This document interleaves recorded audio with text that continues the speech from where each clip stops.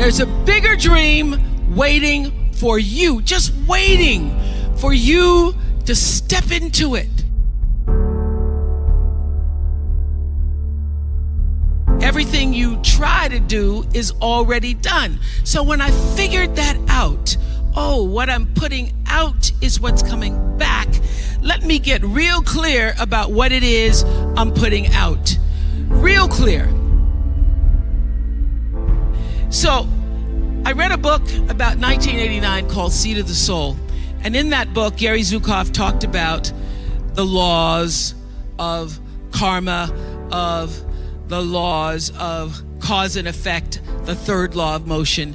And in that book, he talked about how your intention is always one with the law.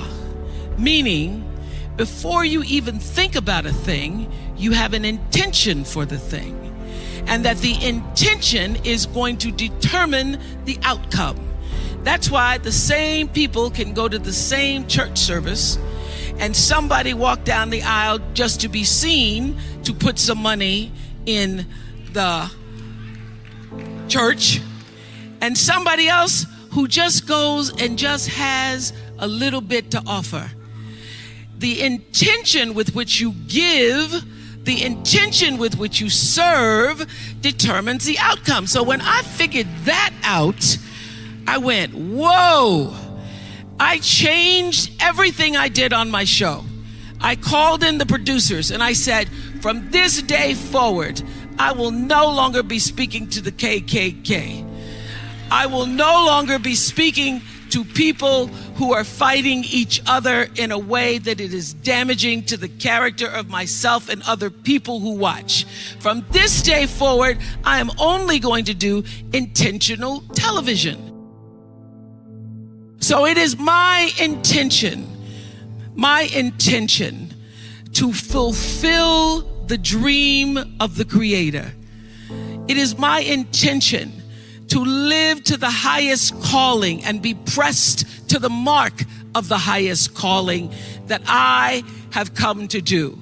And when you can ask the Creator, ask that which made you you, what is your dream for me?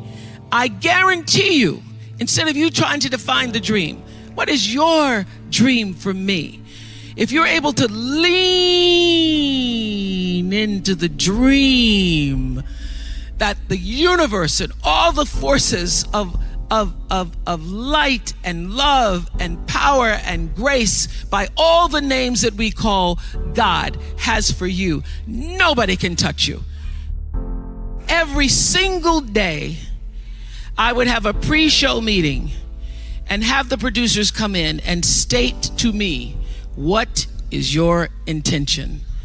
How do we want to use whoever is on this show, whatever is happening on this show, to serve the audience in a way that fulfills the mission of uplifting, enlightening, encouraging, as well as entertaining. And if it doesn't do that, then I can't do it. There's a bigger dream waiting for you, just waiting for you to step into it. To step into it. Your life is big. Your life is huge. And we spend so much time wanting to be in somebody else's life. And you don't get honored, you don't get revered, you don't get celebrating wanting what somebody else has, because that which created you, divine intelligence that dreamed you from before your ancestors ever knew they would become your ancestors, that which dreamed the seed of you, wants you to know how special, how wondrous, how mysterious, how complex, how glorious, how phenomenal you are. And you get no credit messing in somebody else's territory or trying to have power over something you have no control. Another one of my favorite teachings is The Wizard of Oz. When the Wicked Witch of the West says, go away from here because you don't have any power here, you have no power in any territory other than your own. Oh, but you are the master of that. You get to be the master of your own fate. You get to be the captain of your own soul. And if you just manage that, if you just took care of your territory, oh, the glorious, glorious, glorious, wondrous opportunities and possibilities that are waiting for you. So the question is, what are you resisting? What are you pushing against? What are you not allowing? What are you blocking because you have this idea of who and what you're supposed to be, instead of leaning into the dream that's already been created and waiting for you. It's waiting for you. And the second, it's an instant thing. It's a shift in the way you see yourself and the power from which you have come. I went through some tough times after I left the Oprah show. I made a conscious decision that when I felt I had said all that I could say and the audience had heard it, that I would move on and that I would not spend my life regretting or trying to hold on to what used to be or hold on to what I had. So I dreamed this dream of starting a network. And in the beginning, it was a struggle.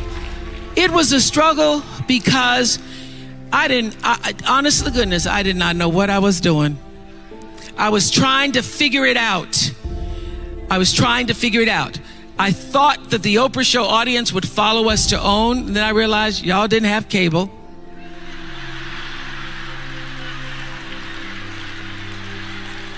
And if you had cable, you did not have the OWN package. So it took me a minute. And unlike most people who you get to have your mistakes in private, some don't go right in your life, you get to sulk about it in private. If I make a mistake, it's on the CNN crawl or the CNN news. So when I was in the climb and there were so many wonderful owners, I see Churl Action Jackson here. There were so many wonderful owners, people who said, oh, we're going to stand with you. We're going to stand by you. Thank you, Roland Martin. There were so many people who said, listen, we believe that this can happen. So I dreamed the dream along with Tyler Perry, who was my friend, who came to me and said, Tyler said, I'm going to help you out because Tyler can go home and write a script and direct it, produce it, and shoot it, and do it for less money than anybody in Hollywood. So we started with the foundation of have and have nots.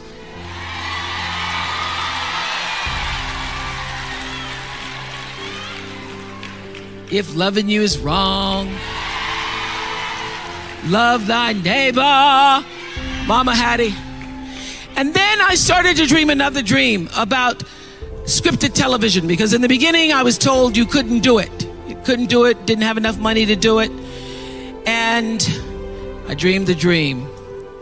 I read Proverbs 11:28 that says, those who trust in their riches will fall, but the righteous will rise and thrive like a green leaf.